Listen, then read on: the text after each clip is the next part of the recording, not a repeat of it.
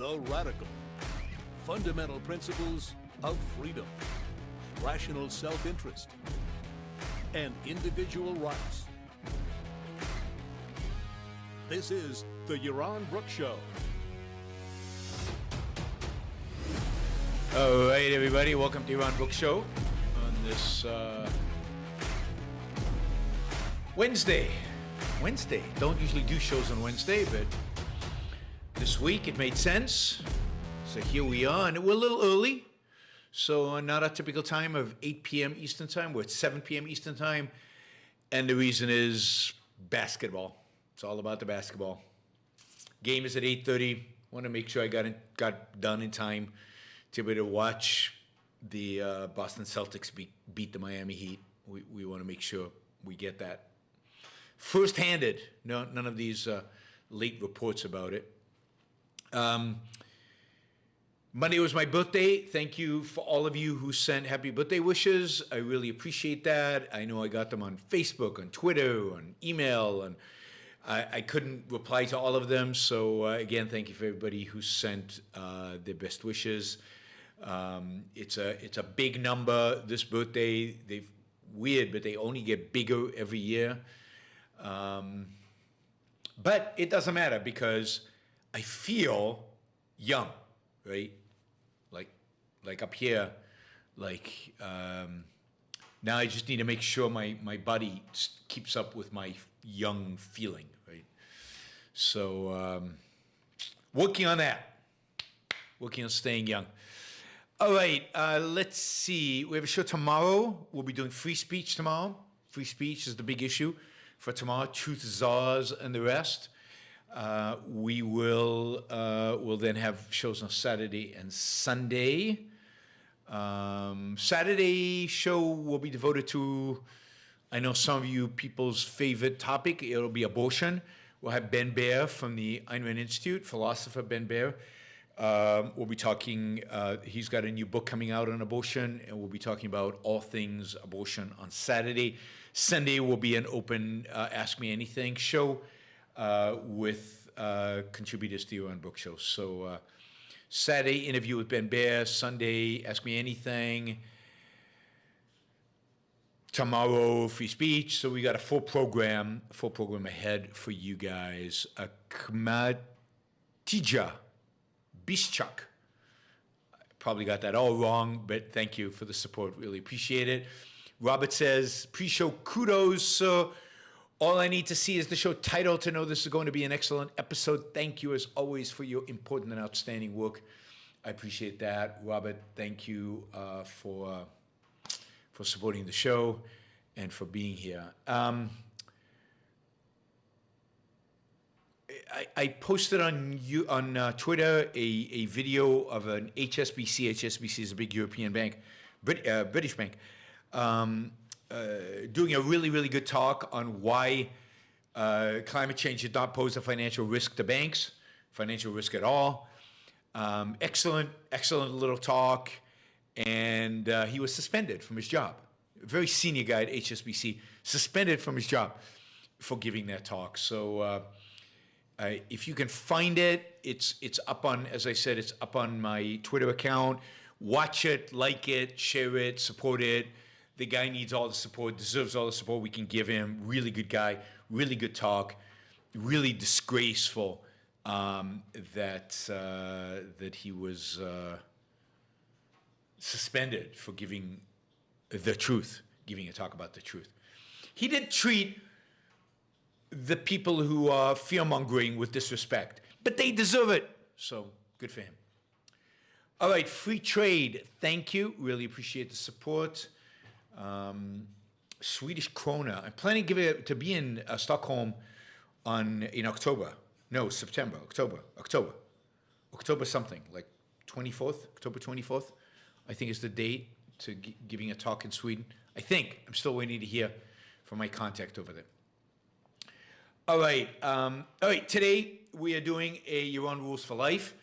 We're doing another episode. I think this is part 15. So we've already done 14 shows. This is show 15. We don't typically get a lot of views for these, a lot of live listeners for these. So Those of you here are going to have to carry the slack in terms of Super Chat. We still have the goal of reaching $600, and Catherine is here to kind of support that and try to make that happen. So go Catherine. So you can ask questions about anything, or the priority will be given to questions about the topic. So we talked a lot about different aspects of Yaron's rules for life. And if you remember, the context for all the rules for life is, drum roll, be selfish. That is, the context for all rules for life is make the most of your life. Live the best life that you can be. Live with a capital L. Live. Live using your reason. Live as a human being. Live to your best ability. Make the most of your time on earth. And we talked a lot about what that entails and what you should do and the kind of behavior that entails, the moral values you should pursue, and the career that you should have, and seeking out good art and exaltation, and having a positive, optimistic view about the world and about the future and about your life and about your ability to be successful. And so, we've talked about a lot of things that relate to what you need to do, primarily relating to the outside world, although much of it depends on your ability to think, to reason, to be rational. Today, I want to turn internally, because a precondition of being efficacious in the world, certainly a precondition of being able to be happy in the world, to enjoy life, to be successful at living life, at pursuing rational values, your chosen rational values. A precondition for being able to live up to your moral ideals, to your productive ideals, to the best within you, to your career. A precondition for all of that is knowing yourself. It's, in a sense, knowing your starting point, knowing where you are in life right now as you commit yourself to living this phenomenal, fantastic, great life, and then being able to monitor yourself and see how you are doing. How you're doing is not just monitored in terms of money.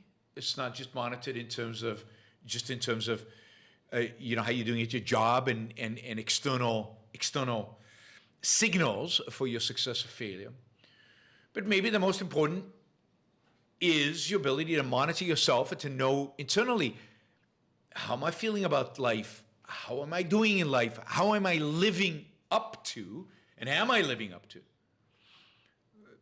the best within me? Am I living up to the values that I've chosen? Am I living up to the kind of life that I've chosen to live? So, know thyself is crucial to being able to live the good life, being able to flourish, being able to pursue your values fully. And so today, I want to talk about getting to know yourself, both the importance of that, why it's so crucial, but also a little bit about how to do it. Now, as I say a lot on this show, and particularly when we deal with these kind of topics, I am not a psychologist, so I can give you certain recommendations in terms of my knowledge, my experience, my life, but much of it, you're going to have to figure out for yourself, and it makes sense under certain circumstances for you to go out there and indeed engage with a psychologist under certain circumstances to improve your ability to get to know yourself, or to get the tools to be able to know yourself. There are objectivists who specialize in this, whether it's Gina Golin or Gene Maroney, who have done a lot of work on exactly this, and how do we know ourselves. But first, what does it mean? Who are you? What does you mean? What does knowing oneself mean? I mean, somebody like Sam Harris would tell you there is no I. There is no self. It's all just a mirage. But indeed, of course, there is. And we can see we're all different. We all have different characteristics. And we know we can observe, we can introspect and observe our own self. And what does that mean? It means our character. Knowing yourself is knowing your character. It means knowing your values. It means knowing the way in which you think about the world. In a sense, psychoepistemology, the relationship between your conscious self and your subconscious. The way in which you think, the way in which your mind works.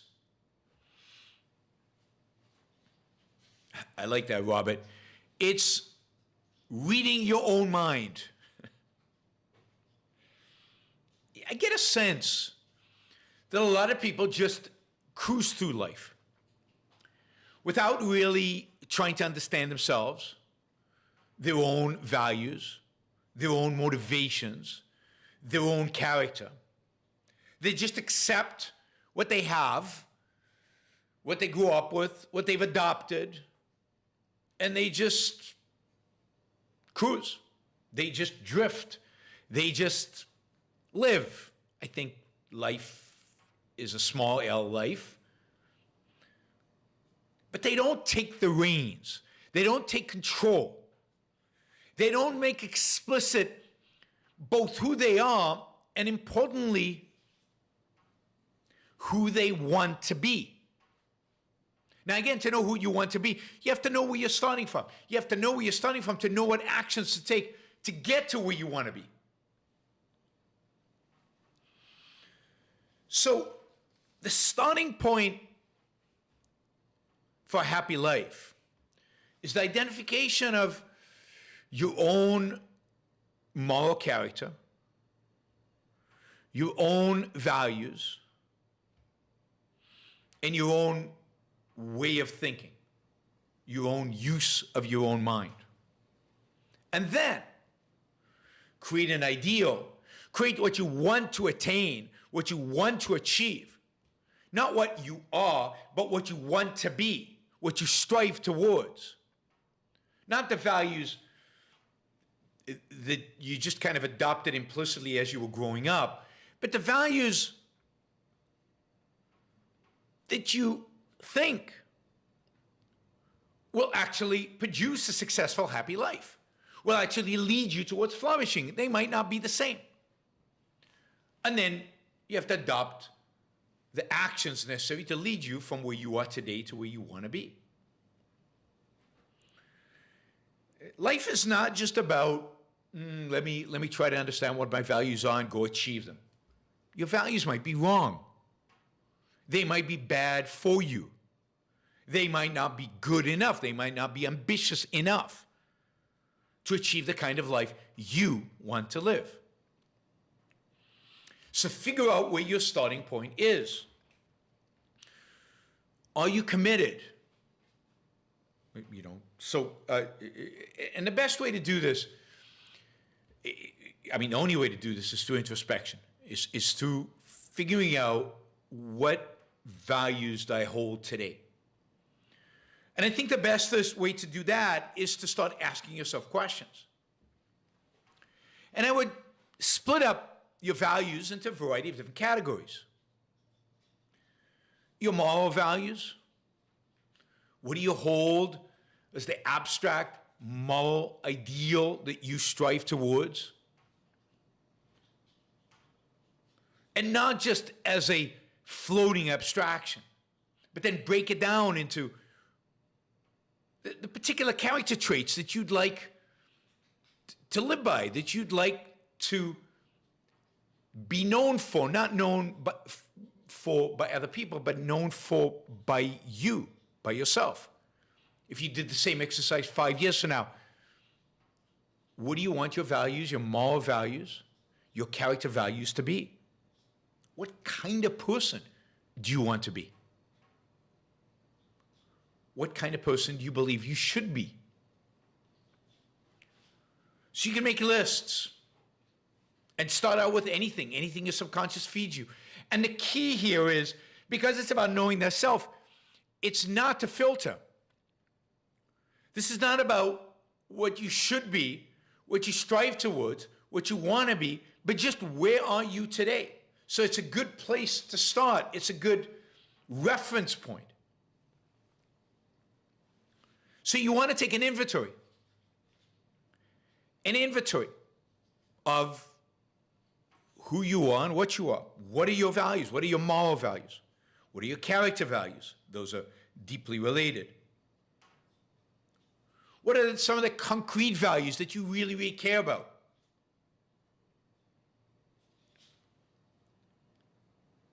What are the optional values you like and dislike? And you can break it out into different realms: career, art, relationships, and make lists.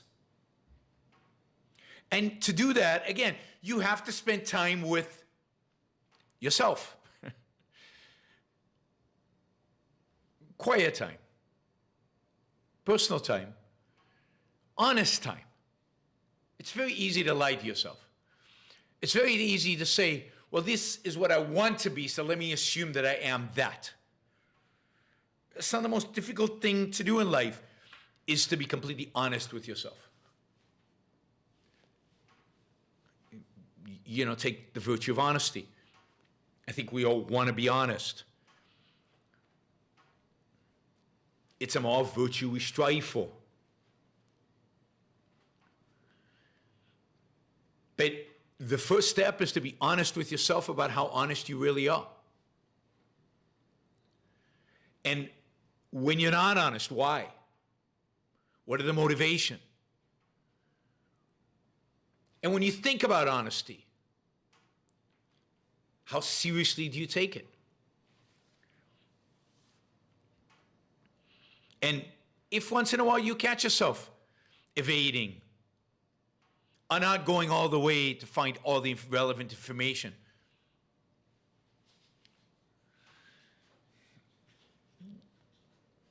what does that mean? And this is not about beating yourself up. This is about making an objective assessment of who you are, where you need to improve, and how you can do better, and how you can become a better person.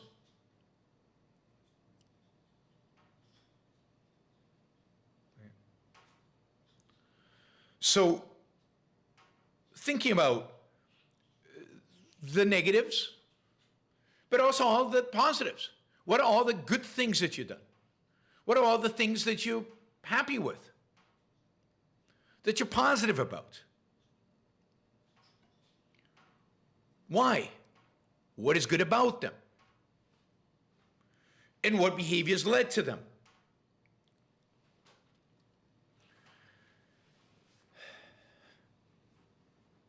It's so frequent that people go through life out there not really understanding themselves, not really having an objective evaluation and assessment of themselves, not really knowing, either beating themselves up because they don't think they're good enough, or not taking responsibility for the negatives that they are responsible for in themselves. I mean, this is where Rand's point about a self-made soul is so crucial.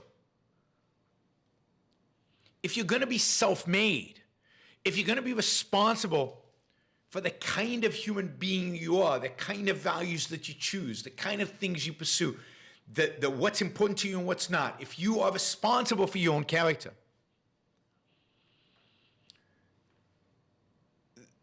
then you have to make those things explicit, and you have to know where your strengths and where your weaknesses are, and you have to work hard, do the cognitive work, do the psychological work in order to overcome the problems, overcome the issues. But to be happy, we have to, one of the things you need is harmony. You have to have alignment between what you consciously want for yourself, what your values are, what your character is,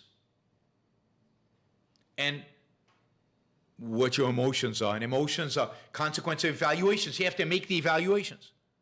You actually have to do the mental, psychological, introspective work in order to get to where you need to get.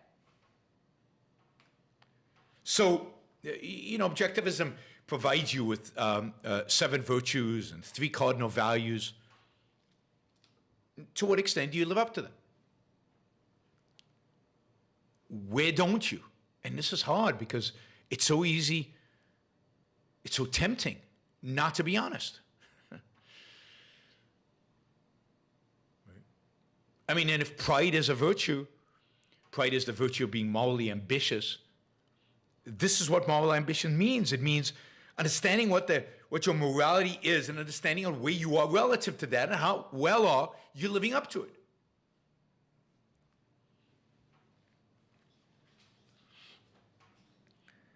People talk about, can you be perfect?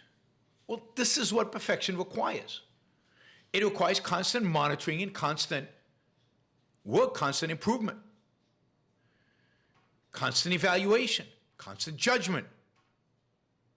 And of course, the most difficult person to judge is yourself, both because we tend to be too harsh on ourselves and because we tend to be too lenient on ourselves. It's hard to be objective about oneself. So ask yourself questions. When was the last time I lied? Who did I lie to? Why did I lie? How did it make me feel? What was I afraid of? Was I afraid? What was I afraid of?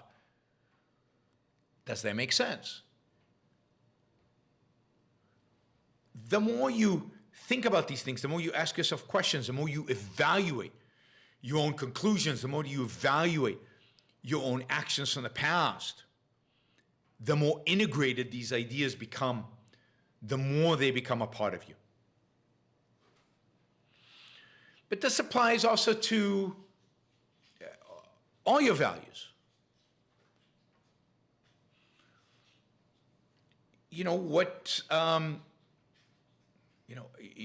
to make a lot of money. Why do I want to make a lot of money? What would I do with all that money?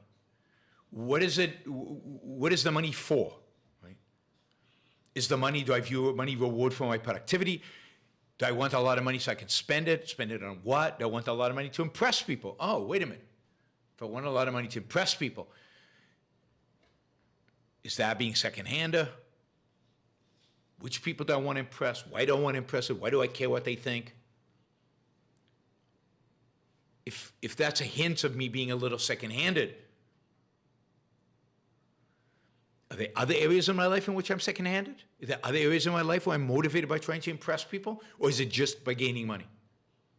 So let your mind go in all these different directions and try to get as much feedback in. And as the feedback comes in, as you answer your own questions, it'll take you in different directions. But this is the kind of work you need to do in order, again, to understand yourself, improve yourself, and strive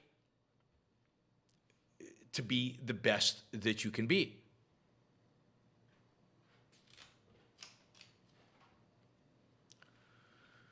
And this goes to relationships.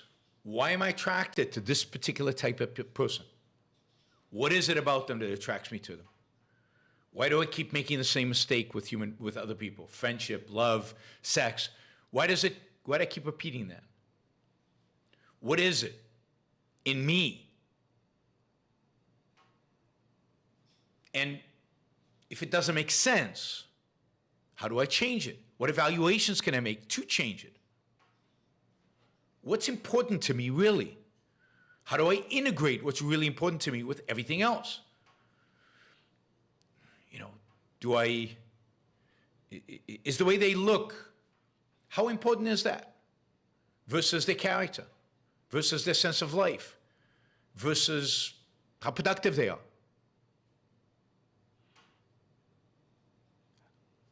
What's my ideal? How do I strive towards that? And how do I avoid settling and compromising constantly? So it's a lot of work. And it can't all be done at once. And it isn't, you know, it isn't easy. And it requires brutal honesty with yourself. And it requires you letting your mind go where it'll go, letting your subconscious give you, feed you what it does. Whether you like the answers or not, it all gives you information, things to think about. And this is true again of everything. From the kind of career you want, what do I like about being a doctor? Why do I want to be a doctor? Is it because my mother told me? Or is there really something that I find interesting here? Is it really thrilling? Is it really exciting? Is the challenge up to it? Or am I doing it out of some hidden sense of altruism that I still haven't gotten rid of? That I need to help humanity, help other people? What is it that's driving me to really pursue medicine? What is it that I like? What is it I dislike? And does it make sense? So in every aspect of your life, you've got to think these things, in particular, given that we grow up in a screwed up culture, we're screwed over parents, screwed up art, in an environment that is giving us wrong cues, wrong messages, wrong ideals, wrong philosophy, wrong guidance. Screwed up teachers, screwed up schools. So almost by definition, when we're 18, 19, 20, we're all going to be a little second-handed. We're all going to be a little altruistic. We're all going to have that embedded in us to some extent or another. And it's going to take real effort. It's going to take real concentration. It's going to take real thinking and real integration to get rid of that. But if you just accept, I am who I am, self-acceptance is not the goal here. The goal here is a self-made soul. The goal is to create the kind of character you want. The goal is not just to have values because that's what I have, those are the things I want, but to have values of the things you want to want, that you think it's good to want, not rationalistically, not detached from who you are and what you are, but connected to them. That's why it's important for you to understand who you are. What do I love doing? What kind of activity do I like? How does my career choice fit into that versus all these other considerations that might not be rational? What do I enjoy? And does it make sense for me to enjoy that? Or is enjoyment from that irrational, based on irrational ideas? So there's a lot you have to unpack here, because you can't just accept. You can't just accept. When a Freeman says, sounds like we're getting into Nathaniel Brandon territory. Yeah, I mean, we're getting into psychology, which is Nathaniel Brandon territory at his best, right? When he's at his best. He's a psychologist. And we're getting into psychology, but we're getting into self-diagnosis, if you will, which I think we all have to do. Whatever issues we face, we all have to do it. We have to understand ourselves, understand our values, understand our character, understand what's objective and what's subjective, what's true and what's not true, what's honest and what's not honest, and then pursue goodness within the context of who we are. So yeah, I definitely encourage you to look into, I don't know, the better psychological, self-help, psychology literature out there. But you got to be self-aware. You got to be self-knowing. Self-knowing. And the tool here, of course, is to introspect. And it's true, I think it's worth it for all the values. And by the way, one of the best tools to get to know yourself is art. Is art. Ask yourself, watch a movie, read a book, look at a painting. Why do I respond the way that I do to this? What is it about this movie that I hate, or that I love, or that causes me to cry, or that causes me to be happy, or that causes me to, have a positive emotion? What is it about the values projected back at me, the thing that is in the art that is causing me to feel the way that I feel? That is incredibly powerful in terms of learning about yourself. Art is a powerful tool for self-knowledge, for self-awareness, particularly the relationship between your conscious values and your emotions, because art is a direct link to the emotion. And you go, whoa, why do I feel that? Oh, that's a remnant of altruism. So I really feel that because I see a character being altruistic, whatever. But I need to watch for that, because if that's in there, that means I still have some of that remnant of the altruism I grew up with that's still there. Jamie, thank you for the support. Really appreciate it. And I need to watch for it, because I don't want to be altruistic. And I want to make sure I get rid of those altruistic premises so I'm not tempted. I don't act wrongly. So art is an incredibly powerful tool. Why don't I respond to heroes in a positive way? Why am I bored by art? Why am I not feeling anything? Well, that's important information too. Maybe you're repressing feelings. Maybe you've got a negative view about emotion. Maybe you just don't know how to look at art and you need to take some art appreciation classes. But part of it is to get in touch with your emotions and to learn to be emotional in a sense of feel the emotions. And then you can evaluate whether they're appropriate or not appropriate. You can learn from them. You can learn from them about the implicit values that you hold. And then you can figure out, are these values that I want to hold or not, and what can I do about it? But art is a great way to connect to your emotions. So it's a great way for you to learn about what causes you particular emotions, what causes you to feel a particular way. And it can reveal to you, what you're not doing. Sometimes you see an ideal in art and suddenly hits you that you're not living up to it. You're not living up. If you stepped outside of your life and you looked at yourself, you wouldn't get that same emotion as you're getting from this artwork. You wouldn't get that same feeling because you're not living up to Michelangelo's David. You're not striving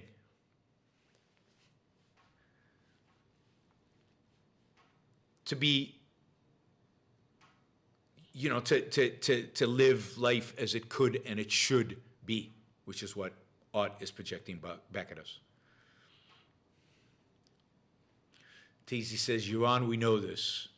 Tazy, you should really speak for yourself. I don't know if everybody knows it. And I'm not sure what you're referring to. All right, so use all the tools available to you. Introspection, art, introspect about your response to art, how you respond to other people, how you respond to particular situations at work. Question yourself, why did I feel that way? Why did I get angry at my boss the way I did? Or why did I feel insulted by my boss the way, or by my friend the way that I did? Use that to ask yourself questions, to try to dig deeper, to try to understand your own reactions better.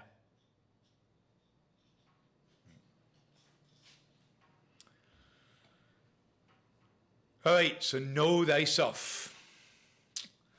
All right, no questions today. I don't know what's going on. Frank says, is this Rourke's quote about the self?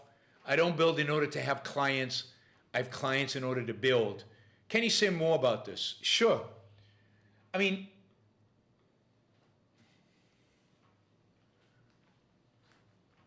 what's the purpose of Rourke's life? What's the driving value that drives everything that Rourke wants to do? Is it having clients? No. That might be, in some way, Keating's driving motivation. But what is Rourke's? Rourke's driving motivation is to build. Build the way he wants to build. Build the way he believes it should be built. Rourke's driving motivation is to be productive.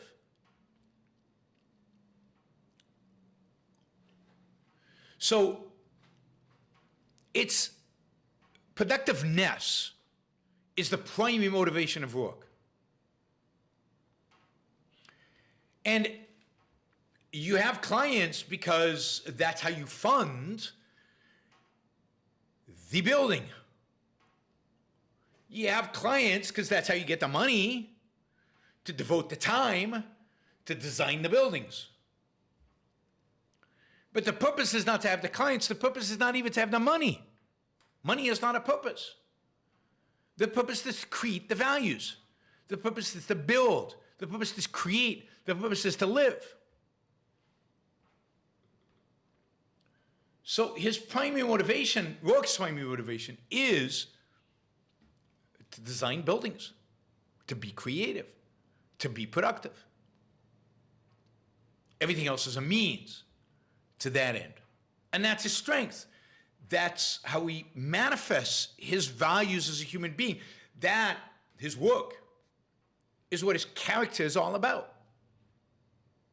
And Rourke understands himself really, really, really well. All right, that is actually the only question we have. So I don't know if you guys want to jump in with questions, or we have a short show today. But there've got to be questions about this issue of the whole Rules for Life, but specifically about knowing thyself and what that means and how that applies and how it implies. So I'm open to any questions you guys have. Again, you can use the Super Chat to ask the questions, anything from $2 to $500. You can use the Super Chat feature on there if you like. In the meantime, while you guys are thinking of questions or not, I owe Shazbot. I don't know if Shazbot is here. I don't see him. I haven't seen him in a while. I don't think he's been doing this live for a while. But I owe him 2 reviews, one for a movie and one for a TV show. And I think that's all the movie reviews that I owe. I don't think I have any others. But so let me do these. One is so let me do these reviews. He paid me well for these reviews, so we'll do that. And then I see I'm getting a few questions now. We'll take the questions, and hopefully the questions will be about this idea of self-knowledge. The first was Kiki's Delivery Service. Kiki's Delivery Service is an animated movie by a Japanese director. It really is, I think, a children's movie. It's the heroine Kiki is a young witch, animated witch, right? So this is an animated movie. She's a witch. She's just turned 12, and she gets to go off on her own, by herself. This is what witches do. When they turn 12, they go off and they establish themselves in a new community. Let me just say that the movie is beautifully done. If you like Japanese animation, it's beautifully animated. The details they choose to present, interesting. It's set in Europe, even though it's in Japanese. It's set in kind of a European towns, European architecture, European atmosphere, which is kind of interesting. But it's basically this witch. She has the ability to fly on a broomstick, so it's very much kind of playing on the stereotypes. So she flies out on a broomstick and she lands in a new city, and she's 12 years old. So the first thing that strikes me about this is that the level of independence that's taken for granted here, that a 12-year-old can just go out there and live their life and produce and create and live and be successful and fly around and get stuff done and survive and live. And think about how we coddle kids today, and we don't let them out of our sight, and we don't let them do anything. And by 18, most of them haven't worked at all, and then they go to college, and we pay their way for college. And by the time they do anything in life, they're already, I don't know, in their 20s. And they have had no opportunity to be independent thinkers, independent doers, independent valuers. And in this movie, Kiki is the opposite. She is, from the beginning, she's independent. Her parents just let her leave. She's 12 years old, and off she goes. And very early on, she becomes an entrepreneur. She figures out how to make a living. She's going to be a delivery service. She's going to fly around delivering stuff on her broomstick.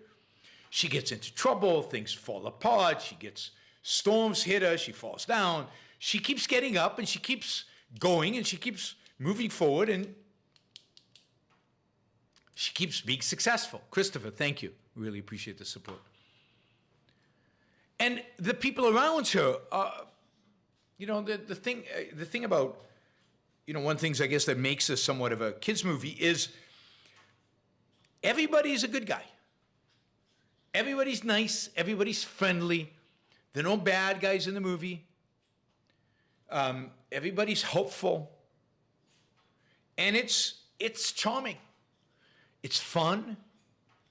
And it projects a positive view of the world, positive view of ability of man to be successful in the world. Again, at the level of, I think, a child's value hierarchy and a child's, a movie targeted at children. I think for an adult, it's a little boring. It's the conflict a little uninteresting. But it's really is charming and benevolent, and and a projection of this positive world and the positive values and positive ability of somebody to go into a completely foreign environment and be successful and be entrepreneurial and create and build things. So huge amount of value, I think, in Kiki. So I enjoyed it. It's not going to make one of my top 10 movies, but it definitely was an enjoyable experience. I'm glad I saw it. We saw another of the same director's Japanese movies. I forget the name of it now. It was also quite good. It was the one about the guy who designs airplanes. Also a Japanese animation movie about the guy who designs airplanes. Very heroic. Again, very value-oriented. What I like is the value orientation. And the benevolence, strong benevolence, which you don't see enough in movies today. All right, let me see if I can find the name of this. The other was a TV show that was asked for review, also by Shahzad. And this was an episode of Star Trek: The Next Generation. Let me see. Why doesn't this start?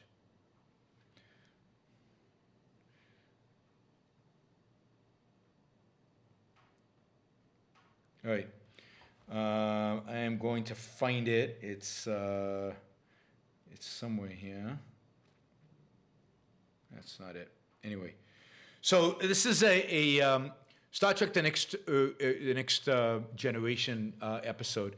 It's an episode where the crew is observing a planet where people are still, from a cultural perspective, still way behind, still kind of at the beginning. And a very primitive civilization. And an accident happens, and the people in the primitive civilization or primitive culture observe some of what the crew is doing, right? And to them, it's magic. So they immediately declare the captain, right, God. And, it all becomes basically a mystical thing, right? And so the whole episode deals with, what is God, right? What are primitive societies view as God? And how do you then try to explain to somebody who's primitive, somebody who has no concept of technology, no concept of science, what is actually going on here and why you're not a god? And the difficulty in explaining, because the more you show him, the more they think they're God. The more they don't understand, the more it's above and beyond. And I thought the show was quite good in setting up the situation. I mean, the special effects are a little ridiculous, and looking back on it, it looks so amateur in many respects. But I'm trying to figure out what the name of the show was. I think this was on. Let me just see if I could find it. I think it was on Prime. Let me see if I have it here. I thought the episode was really good. Here it is, Star Trek: The Next Generation, Season 3. Who Watches the Watches? Who Watches the Watches is the name of the episode, right? So, I mean, Star Trek, one of the great virtues of Star Trek is that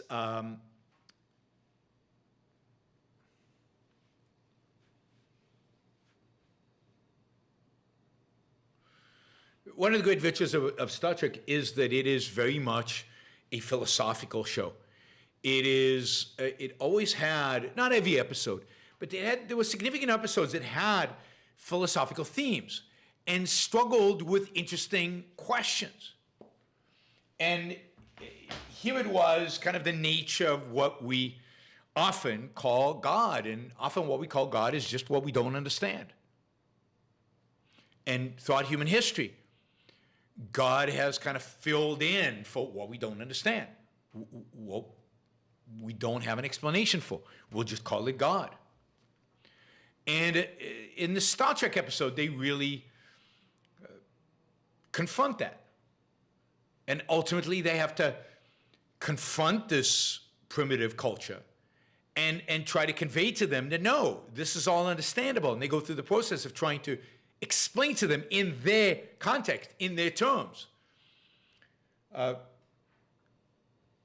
why, the fact that they have much more advanced technology, but that advanced technology does not make them any different as human beings than the ones that don't have the advanced technology, right? So essentially, it's the same species, it's the same abilities, but one is more advanced in science and technology, and they get it. And one is not a god. So actually really good. Now, it's not Shatner, it's the other one, Jean-Luc Picard, right? It's Captain Picard, not Captain Cook, in this episode, Who's Watching the Watcher. So I highly recommend Who's Watching the Watcher. I think this is the second Star Trek episode that I've reviewed, and they're all quite good. They're all quite good. Or the ones that I've been asked to watch are good. I think some of them, not everything is as good. Right? All right, let's see. We got a bunch of questions. Let's see. Richard asks, does teaching gender identity to children introduce self-doubt regarding their gender or even their sex? I think it's a difficult distinction for kids. Yeah, I mean, I don't understand what teaching gender identity is. Certainly for children. I don't understand what you would teach there. I don't understand why you would teach it. I don't think children know enough to be able to relate to an issue like gender identity. I don't understand what it has to do with school, what it has to do with the purpose of school, the nature of school. So I think the whole topic doesn't belong in our educational establishment, certainly not for young children. Maybe it's a topic to be discussed with teenagers. But generally, I think issues of sex, gender identity are left for parents to deal with and not for teachers. Teachers are not trained to deal with it, and it's not the function of schools. Again, I'd love to live in a world with private schools where you can, in a sense, designate this is what the school deals with, and you can come or not come, or you could pay to attend or not pay to attend. But we're not going to foist a curriculum on you that you don't want. But it's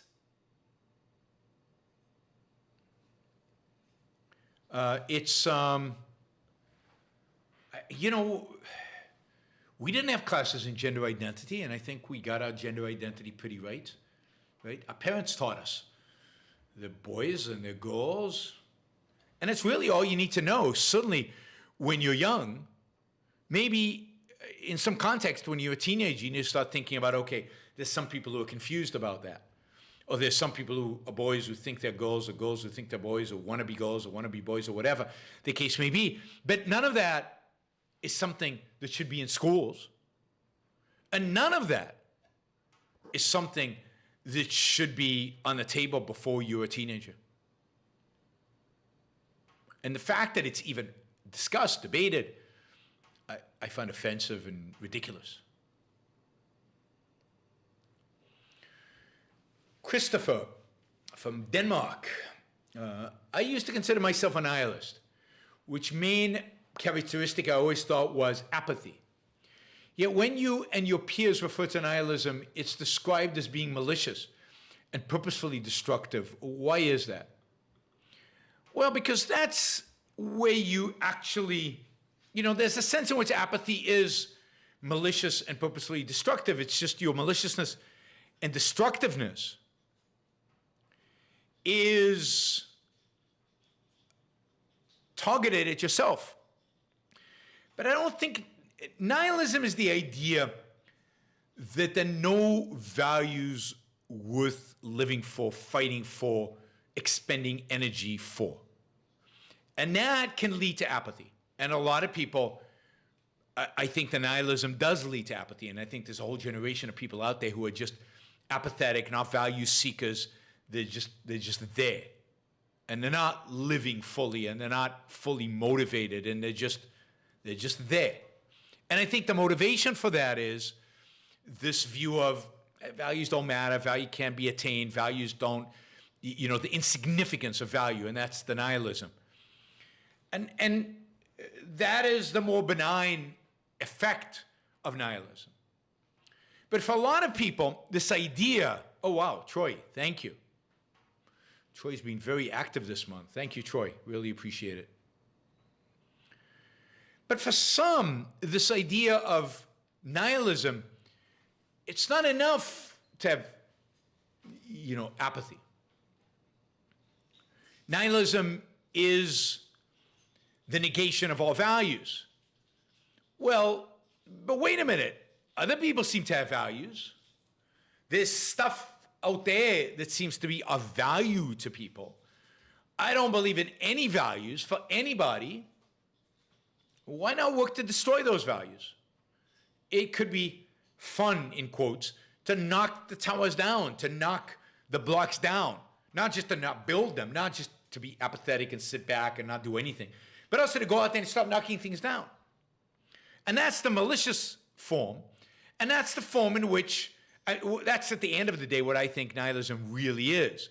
It's when you're not just destroying values by negation, by inaction, by apathy, but when you're actively destroying values, when you're actively pulling things down, when you're actually destructive. And I think that's what I think of as and that's, I think that ultimately, the impact that nihilism has. Now, again, I agree that for many people, nihilism results in this passivity, which is self-destructive. It's the destruction of self. But the real dangerous nihilists are the ones that go beyond that and want to not just destroy themselves, but destroy the world around them as well. And I think at the end of the day, they are the more important nihilists. Is that possible to say? They're the more influential. They're the ones that actually set the course, set the tone. And the apathy turns into that. It's apathy is a form of nothing's important. Well, at some point that can turn into what's important is the negation of values. And I need to go out there and help negate values, destroy values. So I think most of the kids who riot and destroy and do really bad stuff and are kids who start out with apathy and end up, burning stuff down.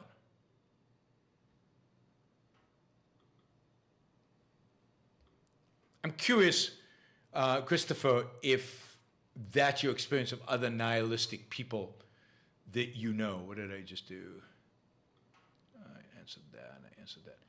I'm curious if that was a helpful answer, not a helpful answer, and whether that's consistent with your experience. All right, Justin asked, the more I know myself, the easier it is to let go of stale friendships. Yeah, absolutely. However, I become increasingly haunted by those friends in my dreams, nightmares. Any advice on what I need to think about? I absolutely think you're right. The more you know about yourself, the more you know about your values, the more you know about what's important to you, the easier it becomes for you to let go of relationships that are not helpful to you, that are not constructive, that are not productive. Stale, as you say, stale friendships. And the question I think you need to ask yourself is, why are you haunted by these friends? Former friends. Why do they haunt you? Is there something in you that feels guilty for letting go of those friendships? Some sense of duty that maybe you have from the culture, from your childhood, to those friends that shouldn't be there? Is that what's causing them to haunt you? Some sense of, I shouldn't have let them go, or who am I? Maybe a self-depreciating kind of sense. So I don't know, and I certainly don't understand dreams enough to tell you, and nightmares enough to tell you. I don't remember my dreams. I don't know that I engage in enough REM sleep to dream much. But I think you need to think about, what do I really think about breaking these friendships? Because I think the nightmare and the dreaming is telling you that your subconscious is struggling with it. It's being challenged by, in a sense, your breakups. So it would be good to ask yourself, well, why? What do I really think about them? What do I feel about it?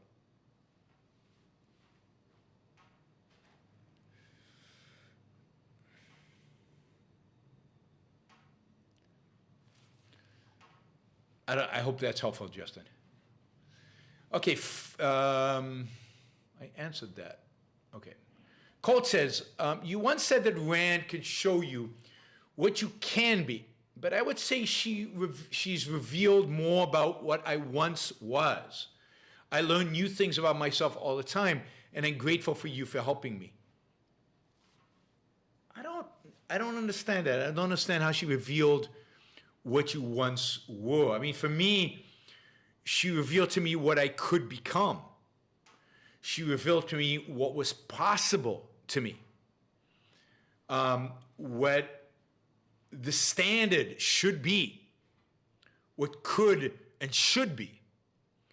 And then I constantly learn new things about myself as I navigate my efforts to live up to those standards. But I wouldn't say she revealed what I once was, because I don't think I was that. I think I'm trying to become closer and closer to the ideal she has presented before me, if that makes sense. All right, Ali asks, how can I keep myself motivated? I see a lot of people who are already motivated, that were motivated, but then let go of their dream when they advance in age or become a family commitment. Yeah, I mean, that is very common. I'd say it's almost universal out there. People lose their idealism. They become shadows of themselves. They accept conventionality. They don't want to challenge. It's too much energy. It's too much effort. And they just start drifting. And they just become like everybody else. And I think the way you stay motivated is you constantly push yourself and you constantly remind yourself why you're doing what you're doing. You constantly project for yourself the ideal of what you want to become. You constantly project to yourself the values you want to live up to. You don't sell those values out. You constantly remind yourself. And here, I know some people read Ayn Rand every few years. They read The Fountainhead or Atlas Shrugged every year, every 2 years, every 5 years, every 10 years. But they constantly remind themselves of those values. Or you constantly look for heroes. You constantly look for great art. You constantly look for inspiration. You constantly look for reminders of what you could be, of what your best is. And when you sense that you might be compromising, that you might be settling, that you might be settling down, but settling in a deep sense, that you might be giving up on your dreams, then you've got to challenge yourself. So keeping that motivation, keeping the ideals is hard. It requires work. And what happens is people give up. They're constantly being told, oh, stop being so unrealistic, stop being so idealistic. The culture around them, you're already 35 years old, you have to have kids, you got to get married, you got to settle down, you got to do all these things. Why? Why do I have to live by your standards? You can't switch careers, there's too much risk, don't take on too much risk. Why? So you're constantly told to live somebody else's life. And when you must constantly remind yourself is, no, I've only got one life to live. I'm going to make the most of it. I'm going to strive to be as good as I can be. I'm going to push myself. So it's effort. It's the effort of reminding yourself why you do what you do, what your purpose is, what your ideals are, what kind of soul you're trying to create in yourself. And that'll keep you motivated. What are your standards? And again, it's very, very, very easy to drift away. I've seen so many people drift away.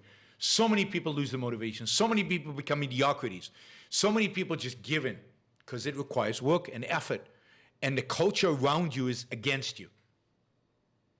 So part of the question is, what culture do you want to live in? Who do you want to be your friends? How do you make sure that the people you surround yourselves are going to be supportive of your ambition and not step on your ambition, not retard your ambition? So you've got to surround yourself with the right friends, with the right lovers, with the right people.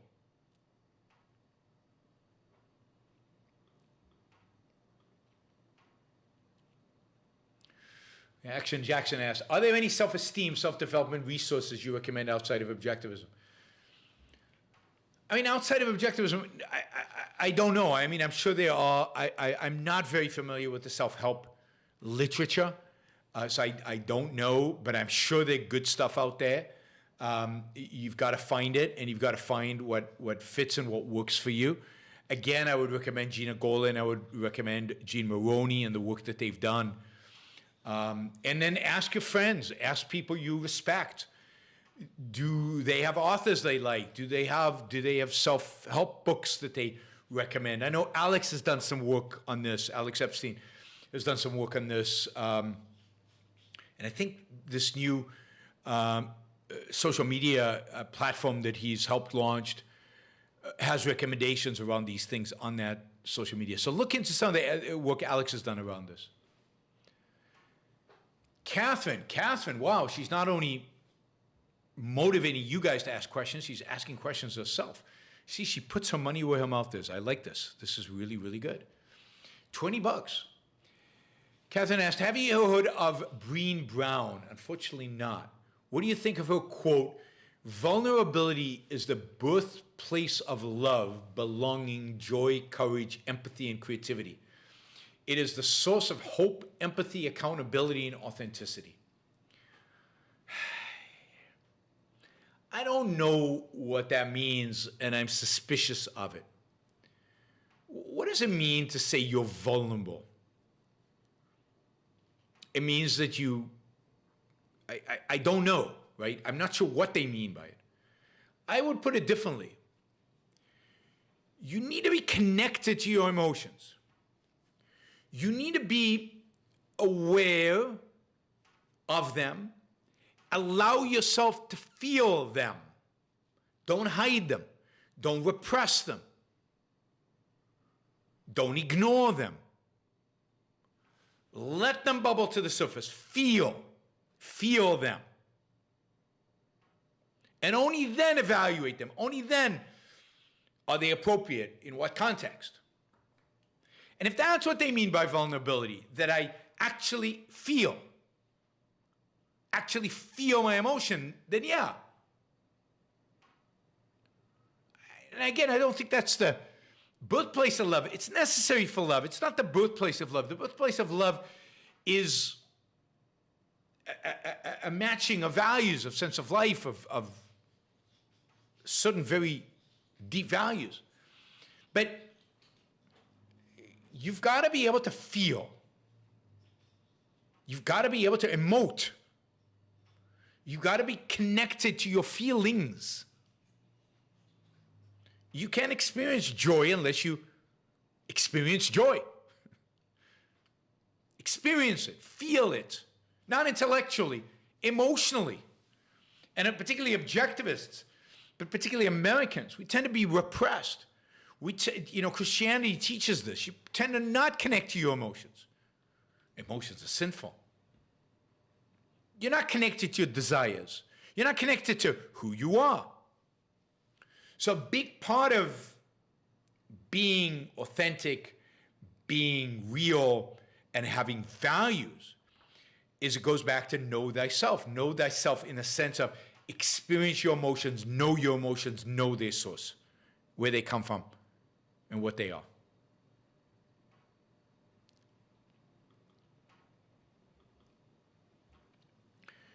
So I hope that answers Catherine. But again, I don't know what she means by vulnerability.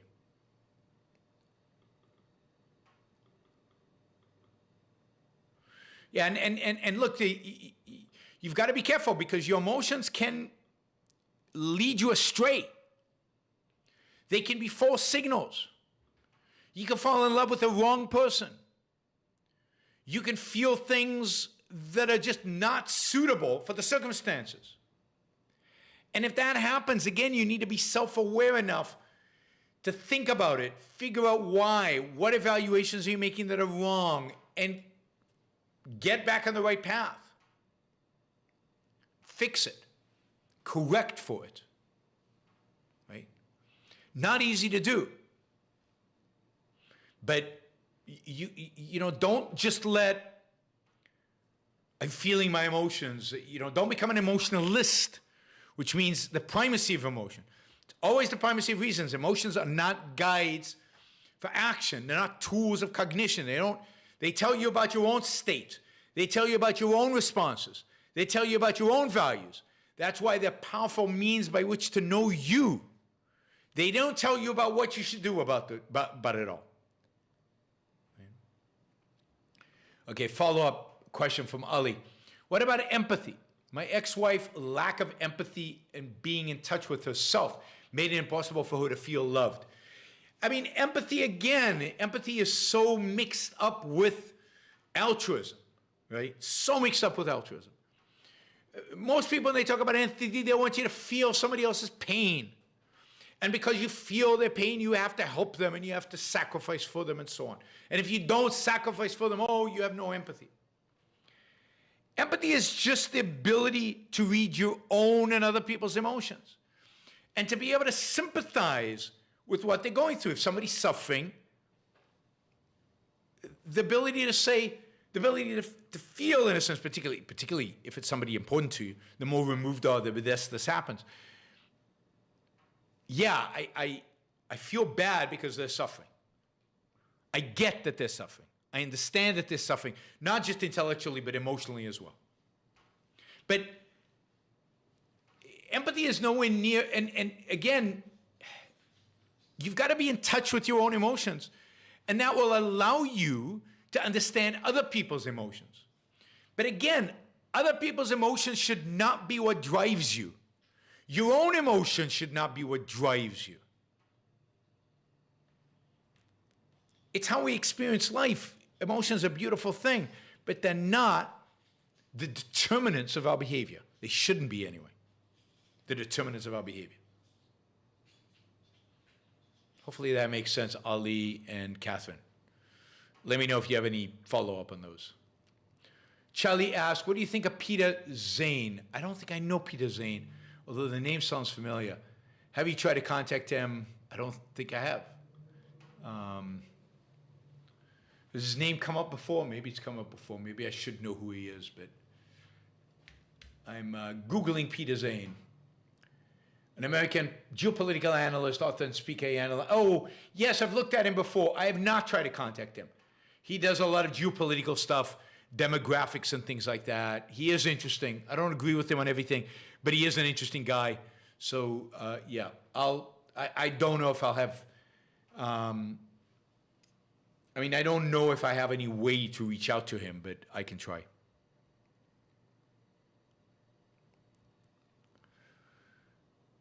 All right. Let's see. Adoit. What are your thoughts on mental disorders like schizophrenia, and can objectivism help those people? I mean, it's a tricky question, and I'm not a psychiatrist or psychologist, but let me just say this. I think that a world dominated by objectivism, a world in which people were taught and trained and practiced proper epistemology, proper psychoepistemology, proper ways of thinking, introspecting, knowing themselves, being connected to their emotions, understanding that existence exists and that they have reason and they can know reality, all of that. A world in which people accept all that and live all that is a world with a lot less schizophrenia than we have today. This schizophrenia, in some respect, is a result of our pathetic, awful, horrible educational system, which teaches people that reality doesn't really exist, that they don't have the tool to know it, that they should go by their emotions, that their epistemology is flawed, that reason doesn't work, or sometimes works in some fields, not others. And therefore, that they are detached from reality. And I think some people, weak people, people maybe that already have some chemical imbalance or already have some weakness, are then tempted to detach themselves from reality, which is what mental health problems are. Mental health is the connection with reality, and mental health problems is the detachment from reality. Leonard Peikoff has a really good lecture on this that he did at Fort Hope Forum in the 90s. I can't remember the name of the lecture, but I was there. I remember I was there in the audience. So look up Leonard Peikoff. Look him up on the Ayn Rand University. You should be able to find the lecture. It's about mental disorders. It's about schizophrenia, the culture, and how the culture, in a sense, breeds it. makes it more common, makes it more prevalent. All right, Tazy has a question. All right, do you agree that sometimes, even if it's Michelangelo or Raphael, while they are doing their work, their life may suffer for a bit while they are doing their work? Good artistic work, it takes time. I mean, yes, of course. I mean, look, Michelangelo was... I don't know that Michelangelo suffered when he was doing the David. But he certainly suffered in his later works, and you can see it in the work. So being productive doesn't guarantee you don't suffer. But even if you're healthy psychologically, there is some suffering in the sense of hard work can be hard, physically hard, mentally hard, very, very difficult, and sometimes very, very frustrating. It's not one long orgasm, life or work or success. Life has its struggles. So I think Howard Roark says it at some point, the pain only goes so deep, or maybe it's John Galt says it. It only goes so deep, so the suffering only goes so deep if you're completely rational. I don't think Michelangelo and Raphael was necessarily, particularly Michelangelo, was a very, very psychologically conflicted person. I mean, he was very religious. His Christianity was a burden. It oppressed him ultimately. He was probably gay. He was probably homosexual. He felt guilty about that. He felt shame about that. He was also oppressed by a variety of different popes who forced him to do projects he didn't really want to do. He wasn't free. Politically, he wasn't free. He wasn't free to sculpt what he wanted to sculpt, paint what he wanted to paint. And you can see in Michelangelo's life his mental deterioration, not his aesthetic deterioration, because he's a genius throughout, but his mental deterioration. As he becomes more conflicted, more malevolent, more depressed. I don't know enough about Raphael's life. You don't see it in his paintings, so I don't know what kind of struggles he had or didn't have, what conflicts he had. But Michelangelo definitely had conflicts. And you can tell his early work, David and the Pietà, you can tell how different they are from his later work, the later Pietàs and his later work, which is where you see so much pain, like the dying slave at the Louvre. There's so much pain and conflict there, and resignation, that none of that is in David. David is just, I mean, you don't see a hint of that in the David.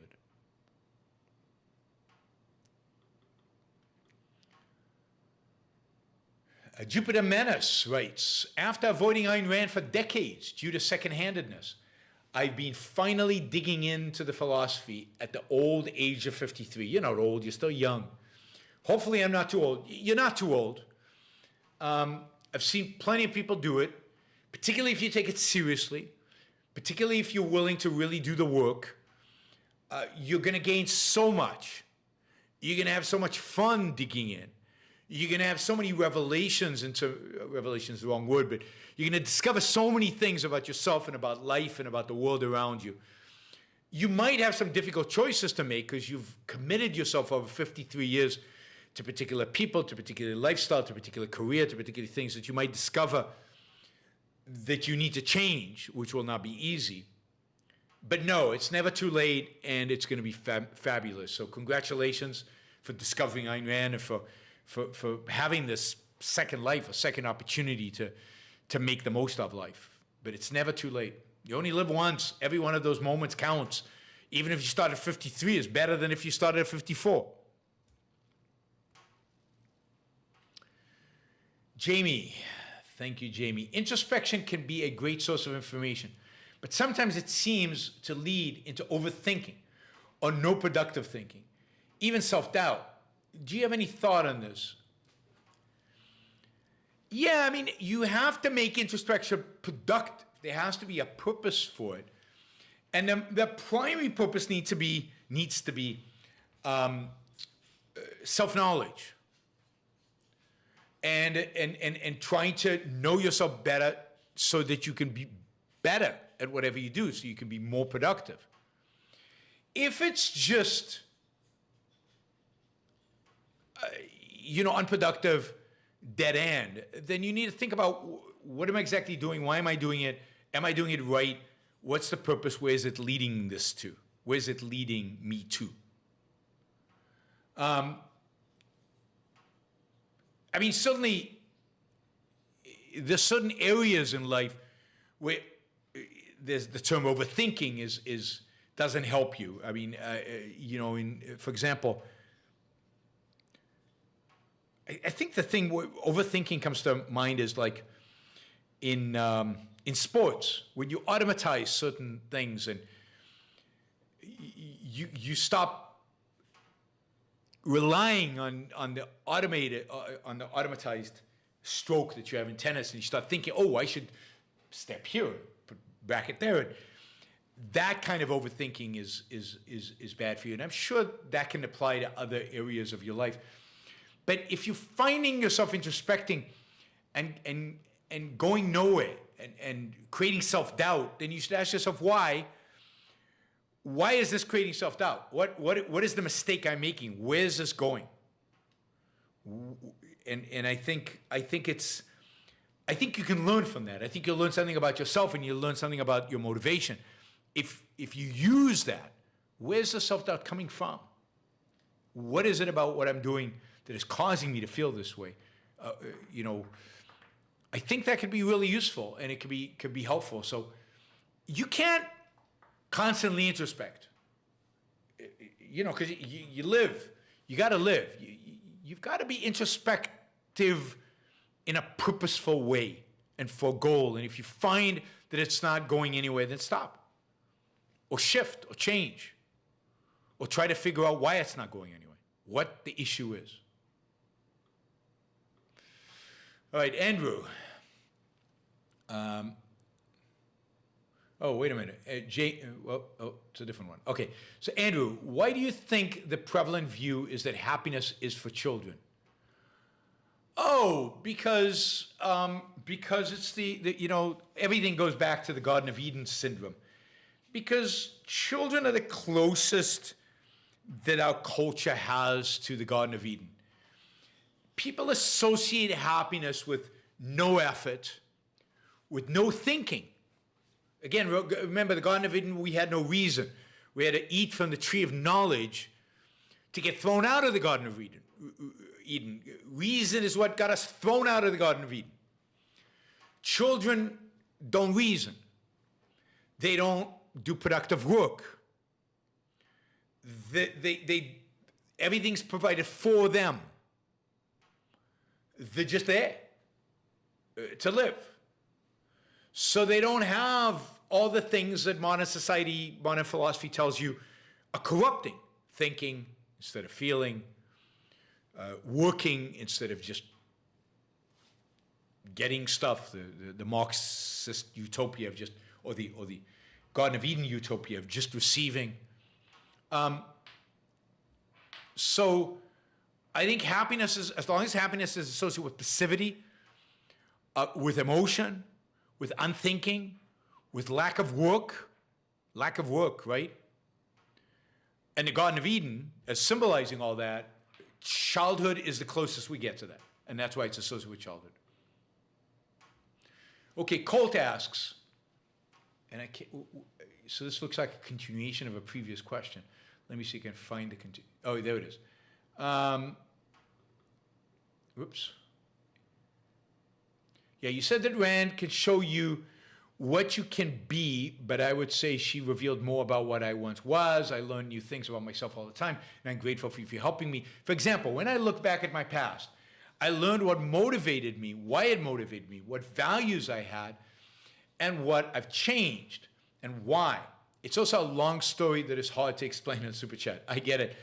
But I guess my point is, the only way to learn about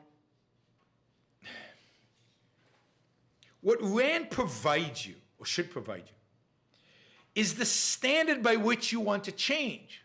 What Rand provides you is the ideal. the Howard Rourke, the John Galt, the Dagny Taggart, the Hank Reardon, of what you want to become, of looking back at how you were, how you've changed, but she is the motor of that change, or her philosophy is the motor of that change. It's those ideals are what drive you to change and to be what you are becoming. So hopefully what you're becoming is guided by the values you learned and the virtues you learned from her. So you're looking back at how you've changed, but what direction? The direction is guided by philosophy. The philosophy is guiding the direction of the change, the orientation of the change, the values, the ideals that you're changing towards. I hope that makes sense. Ali says, how can I keep myself, oh, we've done that already. Sorry, done that already. Okay, Adoit, this is the last question. Whoops, we got one more from Catherine. Okay, I'll just read this from Catherine because it connected to the previous one. Brené Brown has an HBO Max series on semantics of emotions. 5 episodes. Brown takes us on a journey through 87 of the emotions and experiences that define what it means to be human. Wow, 87. Okay, I'll look for that. All right, I'm gonna look for semantics of emotion. I'll look for that. 85. I couldn't name 85 emotions. It'll be interesting to see what I think of it. All right. Can there be advantages to collectivism? Oh, Catherine again. So what do you think of synopsis of her book to show us how accurately naming an experience doesn't give the experience more power? It gives us the power of understanding, meaning, and choice.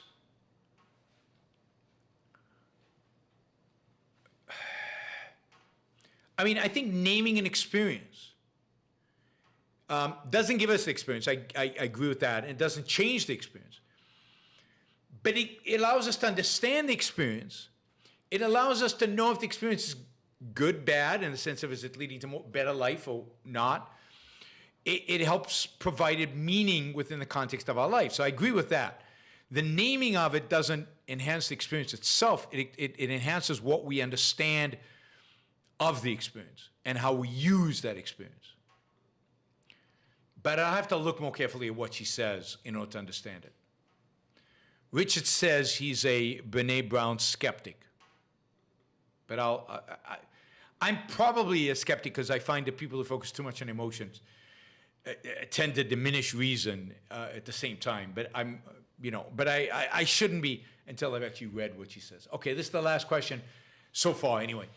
And the game starts in 2 minutes. So, can there be advantages to collectivism like standardization, which means efficiency, or can standardization come from capitalism? Yeah, I mean, standardization is not collectivist. Standardization can come from capitalism. We have, for example, I don't know, Wi-Fi. A group of companies get together and they say, look, we're all developing Wi-Fi products. Let's all work on the standards so that our machines can communicate with one another. And let's establish common standards so that we can, that's always been the case with new technologies. So that comes out of capitalism. There's nothing collectivistic about working together. There's more collaboration in capitalism than there is competition. Capitalism is about collaboration. So don't confuse collectivism with collaboration. Don't confuse collectivism with working together on a common goal. Don't confuse collectivism with cooperation, collaboration, groups, teamwork. Teamwork is great. It doesn't mean it's collectivism. Collectivism is the placing of the group above the individual, in negation of the individual. It's the sacrifice of the individual to the group. The group is the standard for everything. All right, guys, great questions. Thank you. Really appreciate it. We got to 680, assuming we got the exchange rate right. Thank you, Troy, again for stepping in and helping us get to over the $600 again. Thank you all for asking good questions. We had a lot of good questions today. Tomorrow we'll be talking about free speech, speech czars, misinformation, Twitter, whatever comes up with regard to that. So you're free to ask questions about anything related to that. Okay, one question just came in from Free Trade. Yaron, make sure you publish the times for your schedule in Stockholm. I'd love to buy you dinner if I can make it to a talk, your choice of restaurant. I still haven't got confirmation about the talk, but right now I'm assuming it's in the evening of the 24th at the university. It's a Monday, so I might come in on Sunday, so I might have a little bit more time in Sweden. So yeah, let's absolutely get dinner or something like that. That would be fun. There's actually a few restaurants in Stockholm that I would like to try. All right, everybody, if you like the show, please like it. Please give me a thumbs up. Give the show a thumbs up here. We only have 65 thumbs up. There should be a lot more than that. Please share it. And of course, if you like the show, please support the show. You can support the show by going to yaronbookshow.com/support. You can do it on Patreon or Subscribestar on Locals, particularly all of you who don't use the Super Chat. Please show some love, some value for value by going there and supporting the show. Apollo Zeus, you're not gonna scare me like that. It ain't working. I'm gonna go watch some basketball because basketball for me is a value, not a super important value, but a fun value, a value I like and I enjoy and I have fun with. We can talk sometimes about having your team and is that collectivism and rooting for a team and what it means to be a fan and why fanhood is a good thing and why being a fan of sports is fun and good. Tara Smith has some good talks about this as well. So I'm going to go be a fan of the Boston Celtics, and I'm going to go enjoy their victory over Miami, hopefully. And I will see you all tomorrow, and we will be talking about free speech. Have a great